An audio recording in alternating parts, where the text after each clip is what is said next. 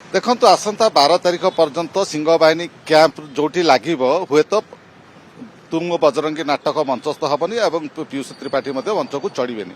ଗୋଟିଏ କଥା ଏଠି କହିବି, ଗୋଟିଏ କଳାକାର ବିରୁଦ୍ଧରେ ଜଣେ ଯାତ୍ରା ମାଲିକ କୋର୍ଟକୁ ଯିବା, ତାକୁ ମଞ୍ଚ ଚଢ଼େଇ ନ ଦେବା, ଏଇଟା କେତେ ଦୂର ଯୁକ୍ତିଯୁକ୍ତ, ଏ ନିଷ୍ପତ୍ତି କ'ଣ ସଠିକ୍ ଥିଲା, ସେ ସମ୍ପର୍କରେ ଆଲୋଚନା କରିବା ପାଇଁ ମୋ ସହିତ ଅଛନ୍ତି ଯାଜ୍ଞସେନୀ ଯାତ୍ରା ପାର୍ଟିର ମାଲିକ ବା ପ୍ରଯୋଜକ ପ୍ରସଞ୍ଜିତ ନାୟକ। ସିଏ ମଧ୍ୟ ସେଦିନ ଉପସ୍ଥିତ ଥିଲେ ଯୋଉଦିନ ଯାତ୍ରା ମାଲିକ ମାନେ ଏକାଠି ହେଇକି ବସିଥିଲେ ଏବଂ ପୀୟୁଷ ତ୍ରିପାଠୀ, ସଞ୍ଜୀବ ପାଢ଼ୀ ଏବଂ ପ୍ରମୋଦ ସ୍ୱାଇଁଙ୍କର ଯୋଉ ବିବାଦ ଲାଗି ରହିଥିଲା, ସେ ବିବାଦରେ କ'ଣ ସେଦିନ ନିଷ୍ପତ୍ତି ହେଇଥିଲା, କେତେ ଦିନ ପାଇଁ ବିଶ୍ରାମ ଦେଇଥିଲା, ସେ ସମ୍ପର୍କରେ ଆଲୋଚନା କରିବା। ପ୍ରସଞ୍ଜିତ ବାବୁ, ଗୋଟେ କଳାକାର ବିରୁଦ୍ଧରେ ଜଣେ ଯାତ୍ରା ପାର୍ଟି ମାଲିକ କୋର୍ଟକୁ ଯିବା, ତାଙ୍କୁ ରୋକ ଲଗାଇବା, ଇଏ କେତେ ଦୂର ଯୁକ୍ତିଯୁକ୍ତ କଥା, ଇଏ ସଠିକ୍ ହେଲା? ଦେଖନ୍ତୁ, ନିଶ୍ଚିତ ରୂପେ ଏ ହେଉଛି ଠିକ୍ ନୁହେଁ, କିନ୍ତୁ ଅପରପକ୍ଷେ ଦେଖିବାକୁ ହେଲେ ଗୋଟେ କଳାକାର ଏତେ ବଡ଼ ଏମାଉଣ୍ଟ ନେଇଥିବା ଯେଉଁ ମାଲିକ ଆମର ସୂର୍ଯ୍ୟ ମନ୍ଦିରର, ସିଏ ଯାଇଛନ୍ତି କୋର୍ଟକୁ, ଆଉ କୋର୍ଟ ତାଙ୍କର ଡିସିସନ୍ ଦେଇଛନ୍ତି ଯେ ଯାହା ବି କହୁଛନ୍ତି 12 ତାରିଖ ପର୍ଯ୍ୟନ୍ତ ଯାତ୍ରା ସେ କରିପାରିବେନି, କି ସେମାନେ 12 ତାରିଖ ପରେ କ'ଣ ହେବ ଡିସିସନ୍ ନେବେ। ଯଦି ମୋର ପର୍ସନାଲ ଭ୍ୟୁ ଆସିବ, ଆମେ ତ ସେଦିନ ଆପଣମାନେ ସମସ୍ତେ ଜାଣିଛନ୍ତି, ମିଡ଼ିଆରେ ସବୁଠି କୁହାହେଲା ଯେ କି ଆମର ଯେଉଁ ସଂଘ ଅଛି, ସଂଘର ନିଷ୍ପତ୍ତି ଥିଲା ପୀୟୁଷ 2025-26 ପର୍ଯ୍ୟନ୍ତ ମଞ୍ଚକୁ ଚଢ଼ିବେ ନାହିଁ।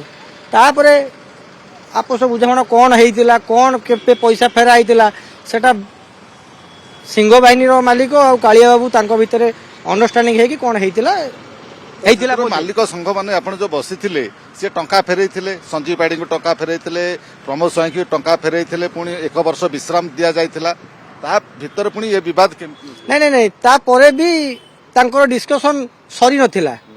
ମାଲିକ ସଂଘରେ ଆପଣ ଯୋଉମାନେ ଦେଖିଥିଲେ କି ସେଠି ସରିଗଲା, ସେଦିନ ହୋଟେଲରେ ସବୁ ପଇସା ପତ୍ର, ସେଟା କିଛି କ୍ଷଣ ପାଇଁ ବ୍ରେକ୍ ପଡ଼ିଥିଲା। ତାପରେ ଏ ଇସ୍ୟୁ ସମାପ୍ତ ହେଇନଥିଲା। ଏ ଇସ୍ୟୁ ଧୂଆଁ ଯୋଉ କହୁଛନ୍ତି ଆପଣ, କୁହୁଳି ଜଳୁଥିଲା, ଏବେ କୋର୍ଟର ଦ୍ୱାରସ୍ଥ ହେଇଛନ୍ତି। ଆଉ ସଞ୍ଜୀବ ପାଢ଼ୀଙ୍କୁ ଟାର୍ଗେଟ କରିବା ପାଇଁ, ଚ୍ୟାଲେଞ୍ଜ ଦେବା ପାଇଁ କେବଳ ପୀୟୁଷ ତ୍ରିପାଠୀଙ୍କୁ ଢାଲ କରାଯାଇନି ତ, ଯୋଉଟା ପ୍ରମୋଦ ସ୍ୱାଇଁ କରିଛନ୍ତି? ନାଇଁ, ଆପଣ ସେଥିରେ ମୁଁ ତ କହିପାରିବିନି, ଏଟା ସଞ୍ଜୀବ ଭାଇକି ଟାର୍ଗେଟ କରି କରିଛନ୍ତି କି ତାଙ୍କ ଯାତ୍ରା ସିଂହ ବାହିନୀ ଟାର୍ଗେଟ କରିକି କରିଛନ୍ତି। ମୋ ହିସାବରେ ସେମିତି କିଛି ହେଇନଥିବ। କଳାକାରଙ୍କ ବିରୁଦ୍ଧରେ କୋର୍ଟକୁ ଯିବାର ଉଦ୍ଦେଶ୍ୟ ନାଇଁ, କଳାକାରଙ୍କ ବିରୁଦ୍ଧରେ ମାନେ ଜଣେ ପର୍ଟିକୁଲାର କଳାକାରଙ୍କ ବିରୁଦ୍ଧରେ ସେ ଯାଇଛନ୍ତି, ସବୁ କଳାକାରଙ୍କ ବିରୁଦ୍ଧରେ ତ ମୋ ହିସାବରେ ଯାଇନାହାନ୍ତି। ତ କଳାକାର ମାନଙ୍କ ବି ଗୋଟେ ଗାଇଡଲାଇନ୍ସ ଅଛି, ଜଣେ ଚୁକ୍ତି କରୁଛନ୍ତି, ଆମେ ବି ଯୋଉମାନେ ଯାତ୍ରା ପାର୍ଟି କରିଛୁ, ଯାତ୍ରା ପାର୍ଟିର ଅବସ୍ଥା ଏବେ କ'ଣ ଆପଣ ମାନେ ଭଲସେ ଜାଣିଛନ୍ତି। ପୀୟୁଷ ବାବୁ କହୁଛନ୍ତି ଯେ ମୁଁ ଏକୁଟିଆ ଏ ଭୁଲ କରିନି, ଆଗରୁ ଅନେକ ଯାତ୍ରା କଳାକାର ଏମିତି ଗୋଟିଏ ପାର୍ଟିରୁ ଚୁକ୍ତି ଥିବେ, ପଇସା ନେଇଥିବେ, ଅନ୍ୟ ପାର୍ଟିକୁ ଯାଇଛନ୍ତି, ସେମାନଙ୍କ କ୍ଷେତ୍ରରେ ମାଫ କରାହେଇଛି, 7 ଖୁନ ମାଫ, କିନ୍ତୁ ତାଙ୍କ ସମୟ ଯେତେବେଳେ ଆସିଲା ତାଙ୍କୁ ବର୍ଷେ ବ୍ୟାନ କରିଦେଲେ।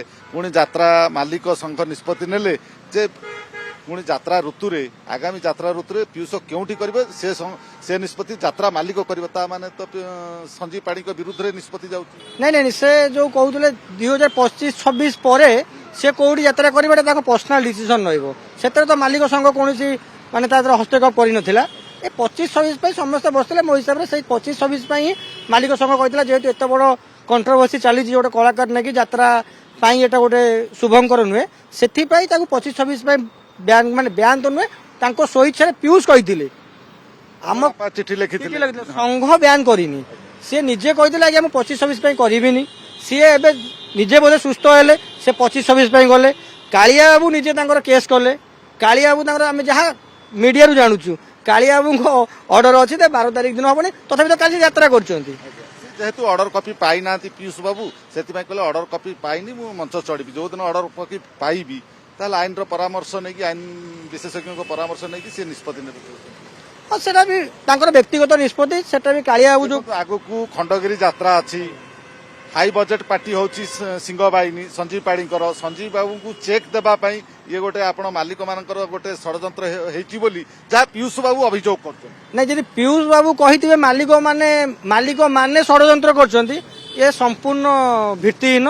ଆଉ ମାଲିକ ମାନଙ୍କର ଅନେକ କାମ ଅଛି, ଆମେ ବି ନିଜ ଟେନସନରେ ବହୁତ ଅଛୁ। ସେ କହୁଛନ୍ତି ପ୍ରମୋଦ ସ୍ୱାଇଁଙ୍କର ଏଇଟା ତାଙ୍କ ନିଷ୍ପତ୍ତି ନୁହଁ, ତାଙ୍କ ମୁଣ୍ଡରେ ଇଞ୍ଜେକ୍ଟ କରାଯାଇଛି ଯେ ପୀୟୁଷଙ୍କ ବିରୁଦ୍ଧରେ ଗଲେ ସଞ୍ଜୀବ ପାଢ଼ୀ ହଇରାଣ ହେବେ, ଯେହେତୁ ହାଇ ବଜେଟ୍ ପାର୍ଟି ଗୋଟେ କରିଛନ୍ତି। ଆଜ୍ଞା ଦେଖନ୍ତୁ, ପ୍ରମୋଦ ସ୍ୱାଇଁ ନିଜେ ତିନିଟି ପାର୍ଟିର ମାଲିକ, ସେ ହେଉଛନ୍ତି ଜଣେ ବହୁତ ବଡ଼ ଶିଳ୍ପପତି ମଧ୍ୟ ସେ ତାଙ୍କର ନିଜସ୍ୱ ବୁଦ୍ଧି ଅଛି ସେ କାହା ବୁଦ୍ଧି ନେଇକି ଯାଇଥିବେ ମୋ ଦ୍ୱାରା ଏଇଟା ମୋତେ ଲାଗୁନି ଯେ ଏଇଟା ତାଙ୍କ ନିଜସ୍ୱ ମତ ହେଇଥିବ ତାଙ୍କ ମାଲିକଙ୍କୁ ନା ତାଙ୍କ ମୁଣ୍ଡରେ ଇଞ୍ଜେକ୍ଟ କରିନାହାନ୍ତି ଯେ ତମେ ଯାଇକି ସଞ୍ଜୀବ ପାଢ଼ୀଙ୍କ ପଛରେ ଲାଗ ସେଟା ତାଙ୍କ ବ୍ୟକ୍ତିଗତ ନିଷ୍ପତ୍ତି ମୁଁ ଭାବୁଛି ମୋ ହିସାବରେ।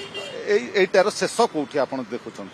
ଦେଖନ୍ତୁ ଶେଷ ମୋତେ ଲାଗୁଛି ଏଇ ଯୋଉ ଲାଷ୍ଟ ସେକ୍ସନ ଅଛି ଆଉ ମାସେ 2 ମାସ ଭିତରେ କୋର୍ଟକୁ ଯେହେତୁ ଆମେ ସମ୍ବିଧାନକୁ ମାନୁଛନ୍ତି କୋର୍ଟକୁ ମାନିବେ ସମସ୍ତେ ମାନିବାକୁ ବାଧ୍ୟ କୋର୍ଟ ଏ ମ୍ୟାଟର ପହଞ୍ଚିଛି ମୋତେ ଲାଗୁଛି କୋର୍ଟରେ ସବୁ ଡିସିସନ ସବୁ ଫାଇନାଲ ହେଇଯିବ ଆଉ ଗୋଟେ 2ଟା 3ଟା ହିୟରିଂ ଭିତରେ ଦୁଇ ପକ୍ଷ ଉଭୟ ପକ୍ଷ ମିଶିକି ଆକୁ ଆପୋଷ ସମାଲୋଚନା ମାନେ ଆପୋଷ ବୁଝାମଣା କରିନେବେ। ସଞ୍ଜିତ ବାବୁ କଳାକାର ମାନେ ଯାତ୍ରା ମାଲିକକୁ ଆପଣଙ୍କୁ ଭଗବାନ ସ୍ୱରୂପ ମାନନ୍ତି ବାପା ସ୍ୱରୂପ ମାନନ୍ତି ସେମାନେ ଧଳା କାଗଜରେ ଦସ୍ତଖତ କରିକି ଗୋଟେ ବିଶ୍ୱାସ ଭରସାରେ ଟଙ୍କା ଦେବା ନେବା କରିକି ଗୋଟେ ପାର୍ଟିରେ କାମ କରନ୍ତି ଆପଣମାନେ ଯଦି କଳାକାର ବିରୁଦ୍ଧରେ କୋର୍ଟକୁ ଯିବେ ତାହେଲେ ଆଗାମୀ ଦିନରେ ଆପଣମାନେ ବହୁତ କଳାକାରଙ୍କ ବିରୁଦ୍ଧରେ ଧମକ ଦେବେ ଗୋଟେ କଳାକାରର ନିଜସ୍ୱ ସ୍ୱାଧୀନତା ରହିବନି ଆପଣଙ୍କ ପାର୍ଟିରେ କଳାକାର ସିଏ କାଲି କହିବ ମୁଁ ଅନ୍ୟ ପାର୍ଟିକୁ ଯିବି ଆପଣ ତାକୁ କୋର୍ଟର ଧମକ ଦେବେ।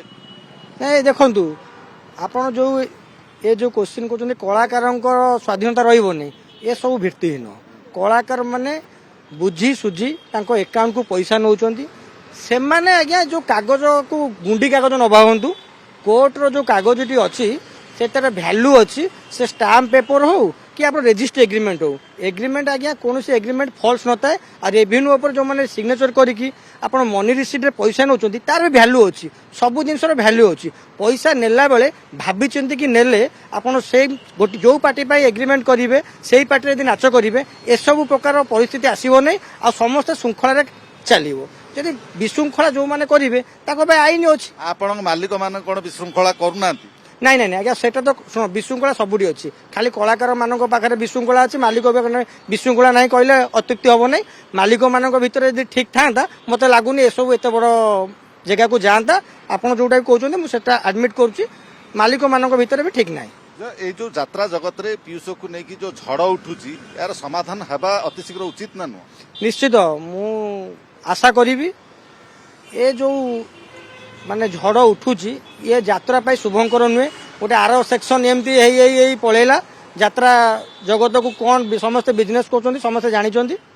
ଆଉ ଗୋଟେ କଥା ପ୍ରମୋଦ ସ୍ୱାଇଁ ପିୟୁଷ ବିରୁଦ୍ଧରେ ଗଲେ କୋର୍ଟକୁ କାଲି ସକାଳେ ସଞ୍ଜୀବ ପାଢ଼ୀ କାହ୍ନା ଟିକି ଅଜୁ ଆପଣଙ୍କ ବିରୁଦ୍ଧରେ ଯିବେ ହଁ ତାଙ୍କ ପାଖରେ ଯଦି ଏଭିଡେନ୍ସ ଥିବ ଯାଇପାରିବେ ଆଜ୍ଞା କାହ୍ନା ଟିକି ପିୟୁଷ ଇଏ କ'ଣ ମାନେ ତାଙ୍କର ଯୋଉ କାଳିଆ ବାବୁଙ୍କର ପାଖେ ଚାକିରି କରୁଛନ୍ତି ସେ ତାଙ୍କର କ'ଣ ଆସେଟ୍ କି?